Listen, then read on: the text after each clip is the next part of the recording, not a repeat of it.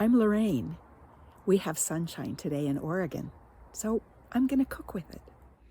I'll be making Highway to Kale Bowl.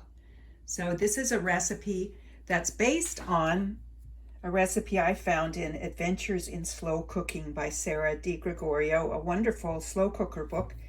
And this is just to show that you can adapt recipes easily from slow cooker books to cooking with sunshine.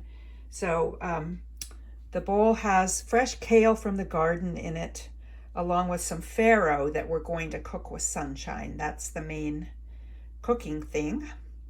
So we'll start by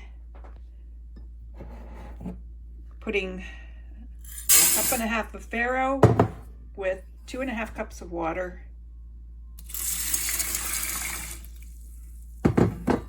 We just swish that around a little bit.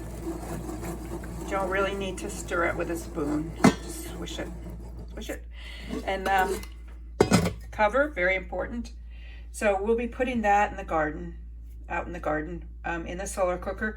But first, I'm going to go out into the garden with you and show you that I decided to cook the Highway to Kale Bowl today because I have a load of kale that needs to be harvested. Okay, so I have the Sun Taste solar cooker set up on the beautiful table that my partner Phil constructed for it, and I have it facing toward where the sun is going to be at noon. So I'm going to put the pot in, and the sun will move across the sky, and it's about 11 a.m. now, 10:30, 11.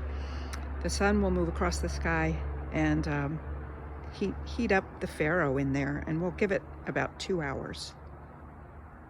So here we are in the garden, and it is a gorgeous, gorgeous day in June 2nd today. So I'll show you my kale. Definitely needs to be harvested. Earlier today I cut some chives to put in the marinade for the kale. So here's some of my kale right here. And then I have another bed over here. 2 different kinds of kale. Green leaf kale and lacinato or dinosaur kale. So here's the dinosaur kale with some other green leaf kale. So I'm going to be harvesting some of that. In the recipe I call for 1 bunch, but what we need eventually is 2 cups of thinly sliced kale. So I'm going to gather enough to do that.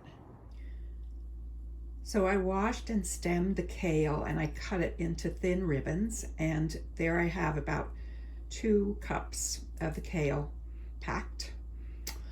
So I'm going to put it in a Ziploc bag with the marinade, which has olive oil, some lemon and lime juice, some salt, some red chili pepper flakes, and some chives that I cut in the garden earlier today.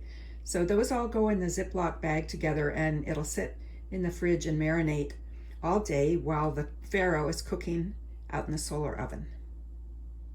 After I put the kale in the bag with the marinade, I massaged it all together really well, because you know how much kale likes to be massaged, fresh kale, to break it down so that we can digest it more easily. Here we are cooking.